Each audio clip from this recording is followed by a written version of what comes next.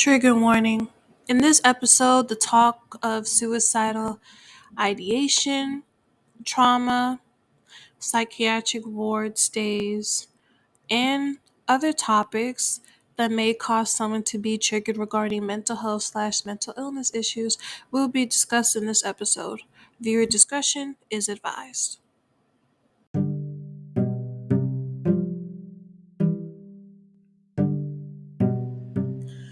Hello and welcome back to Kintsugi Talks podcast. This is season 2.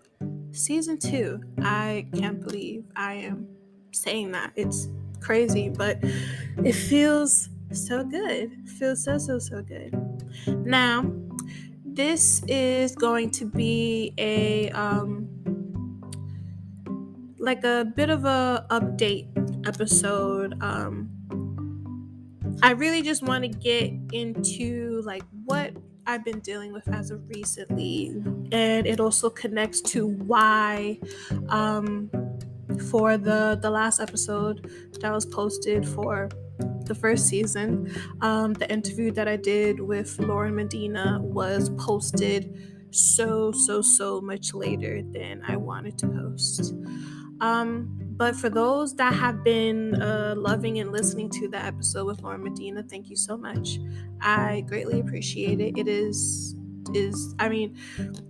it's hard to say it as this is my favorite episode so far. It's I have a lot of favorites of episodes that I have done so far, but that one is definitely at the top. If you haven't listened to that episode, you can go to wherever you listen to this podcast, whether it be on Anchor, Spotify, Apple Podcasts, Google Podcasts, and everywhere else that is available. It'll be linked down below. Go listen to it because it is very, very inspiring, very insightful, very deep, thought-provoking conversation that I was able to have with Lauren. Now, without further ado, let us get into the sponsor for today's episode, Anchor.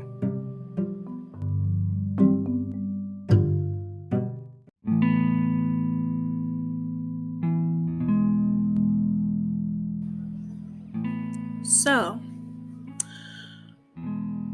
some of you may already know the reason why there's been such a pause in between the last 2 episodes of the first season. If you are subscribed to my personal YouTube, I'll leave the link for that. All the links for all my social media, everything will be linked down below. So for those that did watch that YouTube video, you will know the reason why, and for those that don't, I will tell you the reason. On July 7th, the July that just passed, obviously, I was hospitalized because of a suicide attempt.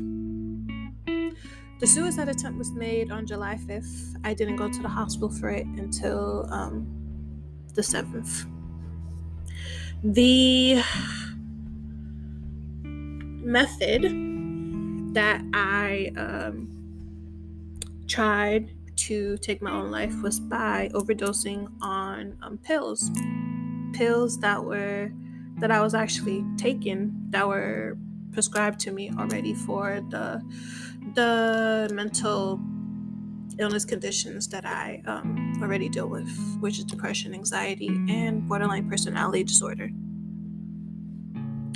So on July 5th, I ended up taking a whole handfuls of these different pills that I've taken. There was no effect at first, but then slowly but surely my body started reacting to it in the form of vomiting. A lot of vomiting. I was vomiting from the day that I took the pills, the 5th, the 6th, and the 7th, all the way up till I went to the hospital. So the 7th, I got tired of throwing up. So I decided to call the ambulance, and I told them what I did.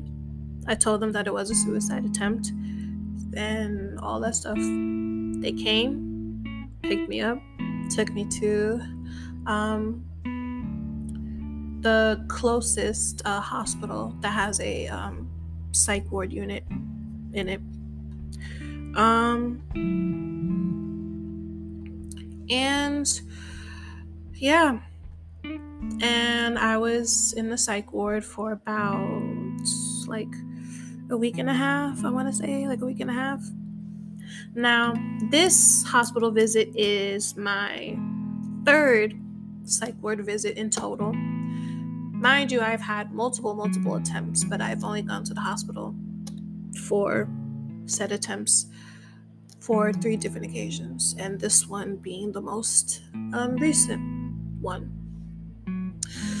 Now, the mindset that I was in that led up to that situation happening.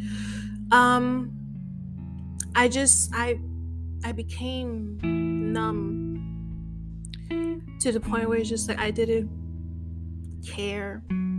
I stopped caring about everything. The medication that I was on, and I've been on it for a while. At the moment, as I'm recording this, I'm not on any medication. I haven't been on any medication for well over a month.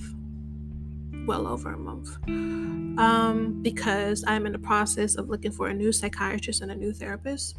And the medication that I was prescribed from when I came out the psych ward, it ran out. So I have been without medication for quite some time. But yeah, I got to a place where I just became very numb and I stopped caring about a lot of things. And yeah, and I was just like, you know what? Like, because at that point, I really felt like I had nothing to lose.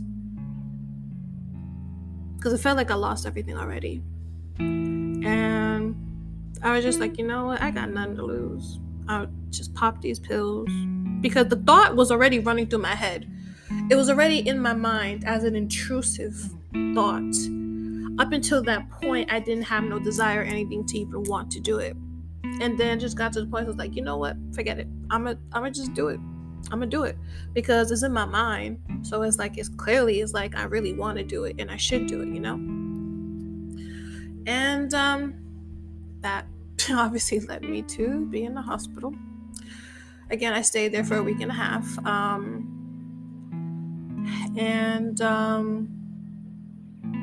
What is it? The type of housing that I'm in, I live in a studio apartment, but the type of housing that I'm in, most of the residents, including me, are people who have come out of the shelter system. So I came out of the shelter system in 2018, and through the process of like for housing interviews, I was able to get the place that I live in now. And on site, there is different caseworkers that'll help you with like whatever stuff you need help with. So I not obviously, I don't want to say obviously, but I didn't tell anyone in the building that I was even dealing with this. And so they pretty much found out that I was struggling with such things when the ambulance picked me up. And then I want to say she's like the main kind of social worker. I'm not sure, but she visited me in the hospital, and she worked with the social worker that was assigned to me when I stayed in the hospital to make sure that, to make sure that I'm in a place where like when I come out of there that I'm like quote unquote stable. Along with her, I alerted some people from my church of what had happened. And so they've been nothing but like supportive this that whole time, and like even up till now. And the people that I did alert was like the people that I'm on like the worship team with, that they're like the leaders of the worship team. And so because of everything happening, they gave me a break from ministering, which was, I didn't ask for it, but knowing that they knew that that was what I needed without like me having to ask them, I think it's greatly appreciated, still greatly appreciated. I am in a place now where it's like I'm ready to get back up there. Probably sometime next month I'll be singing again, ministering. But to get back to the caseworker that works in my building, so it's her, and she worked with a whole bunch of other people in my building to like pretty much come up with like a system. So I have a safety plan with them. I started art therapy with one of the other caseworkers that works here in the building. I have like every now and then people who are at the front desk, they call me to do like a check-in to see how I'm doing and everything. And it's been nice, I guess. Like I I guess I still don't know how to feel about everything. I think that's just like the honest truth. Like I still don't really know how to feel about everything, because it's just like, oh, it happened. It happened before. It happened before. Unfortunately, it happened again. And hopefully it doesn't happen again. Hopefully something doesn't happen in my life to where it'll take me to that place again. That's just kind of how I feel about it right now. But I will say that I am safe. Well, let me be honest. I actually did like a recording of myself for a YouTube video that I'm actually recording, like making today. That'll hopefully be out someday this week. I'll say like Wednesday. That's just like a ballpark of a date. And what is it? Because the day that I'm recording this episode, it is Sunday, October 16th. And I went to church today, and I was sharing just like talking to the camera of how the word that was preached today was so on point, and it was words that I needed to hear, but then it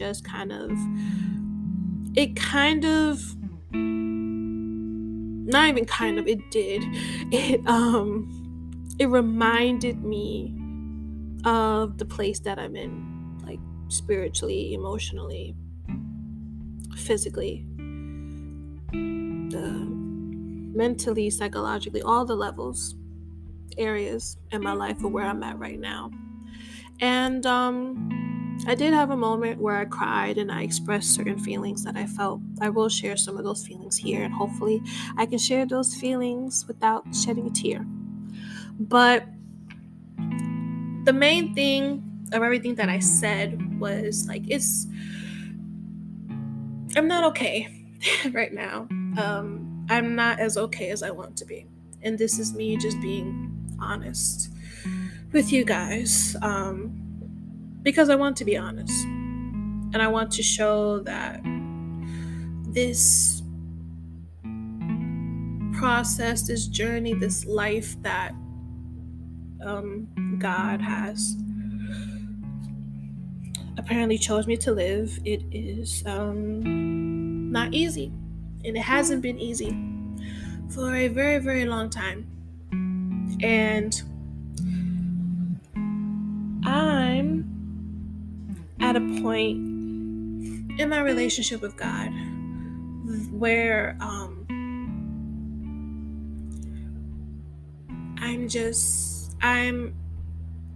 I know I'm supposed to be waiting for something, and then it's like I don't know what. It's like I don't even know what I'm waiting for anymore, because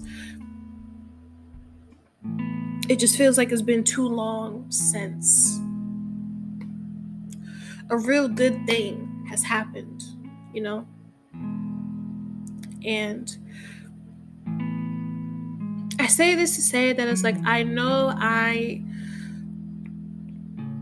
could be going through worse things. Like there's people in this world who have and are currently going through worse things that I have. But in my 27 years of living, I've been through things that I don't wish on anybody.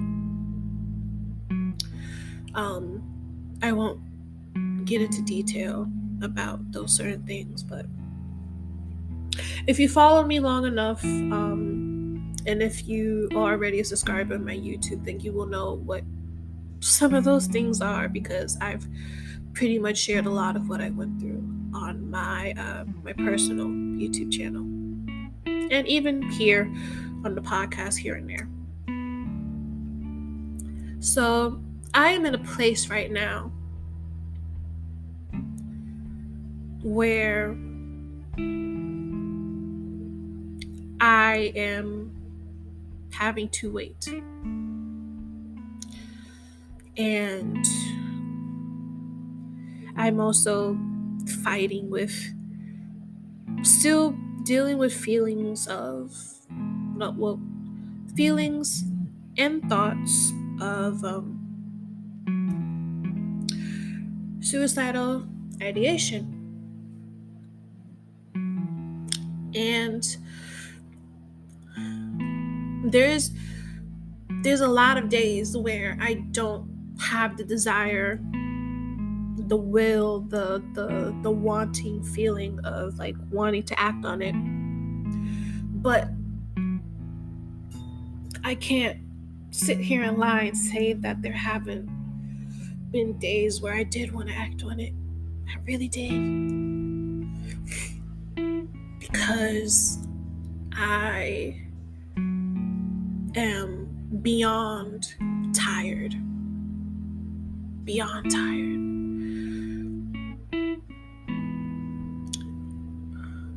And this is not even something that I've been dealing with because of recent events that have happened in my life. I've been dealing with these type of thoughts since I was like 5 years old. 5 years old. And it wasn't until I started this like mental health journey of mine in my life that I realized the negative significance of these intrusive thoughts that I've had for years. For years. And I don't want these thoughts. No one wants to deal with those type of intrusive thoughts. No one wants to deal with intrusive thoughts ever. This is not something that I ask for. This is not something to where it's like I purposely do things so that this can happen to me. Like these intrusive thoughts are genuinely things that I cannot control. Like literally the word intrusive, like to intrude, like intruder, unwanted guest. And the thoughts continue to be an unwanted guest. I don't want them to be there anymore. I don't. But for me, for someone who has gone through significant traumatic events, like back to back to back, almost like a domino effect. And all you seem to be able to familiarize yourself with is pain, loss, confusion, anger, hurt, darkness, the darkness that comes with it. That is all that I have known from the age of 5 up until now, 27. So I've been dealing with this for 22 years. And I wish that on nobody. Nobody. Not even the devil himself.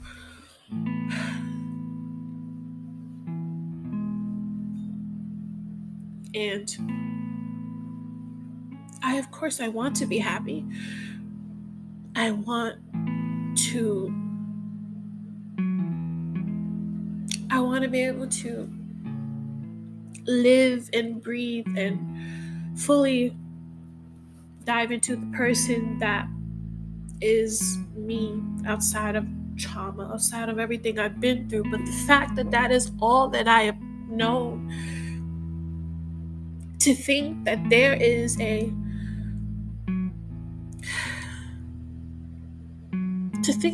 different version of me outside of that, it scares me. And then it makes me second guess, that's a real thing. If that's a thing that I could actually experience. And I don't want to have that doubt. I don't want it. But it's there. The doubt is there. The fear is there. The uncertainty is there. The confusion is there. The anger is there. And all these feelings I have expressed to God in prayer. And a long time ago, I stopped asking why, because I feel like God may never give me an answer. Not because he won't give me the answer that I want, because I know he's going to tell me what I need to hear, not what I want to hear, but it's just hard. It's very, very, very hard.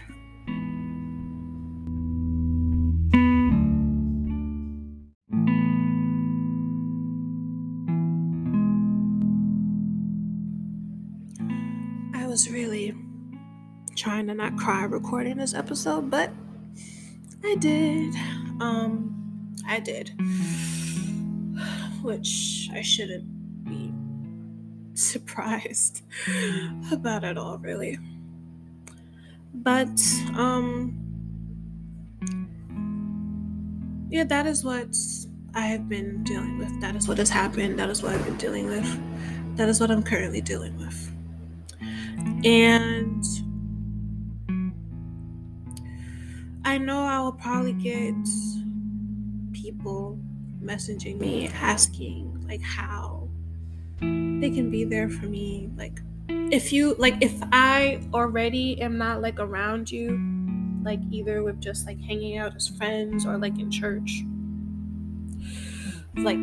you listeners who probably live super far away, or you can't come and visit me to give me a hug like you would want to, prayer is always accepted. Prayer is always accepted. The messages that I get here and there of people who do listen to my podcast and tell me to like keep up the good work, like what you're doing is a good thing. It is encouraging. It's super encouraging.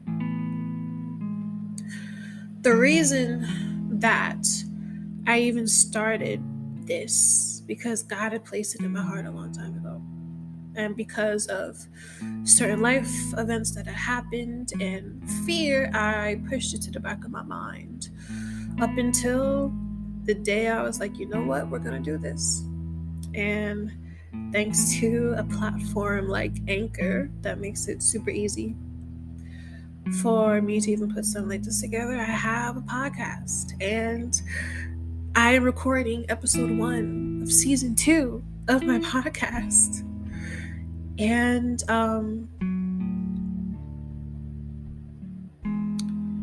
it's a beautiful thing. And it's always a gentle reminder that there is people who will like that are meant to hear like the things that I say, the things that I talk about, the things that I guess you could call like teach, that I talk about in this podcast. That it's meant for like specific ears. And my only goal, want in life really, is for God to use me for whatever He wants me to do. That's all. That's why if you follow my personal accounts, you see that my name is Soroya the Vessel, because that is all I am. I am a vessel. A cracked, broken one, but still a vessel. And to every person listening to this, you are a vessel for God, created for beautiful, crazy, majestic, supernatural things. And your testimony, your story doesn't have to be dramatic and filled with trauma like mine. There's no such thing as like a good testimony or like a boring testimony. A testimony is a testimony. A story is a story. And every story, every testimony matters to God. You matter. You matter. I'm not only saying this to you listeners, but I'm saying this to myself, that you matter. You are important. You are special. You are loved. You are seen and you are heard. You have not been forgotten. Although it may feel like it a lot of times. God has not forgotten you. God loves you dearly. So much. So much. And so do I.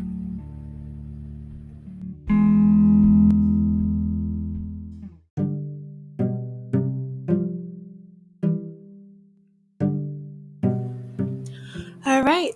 That is it for today's episode 1 of season 2 of Kintsugi Talks podcast.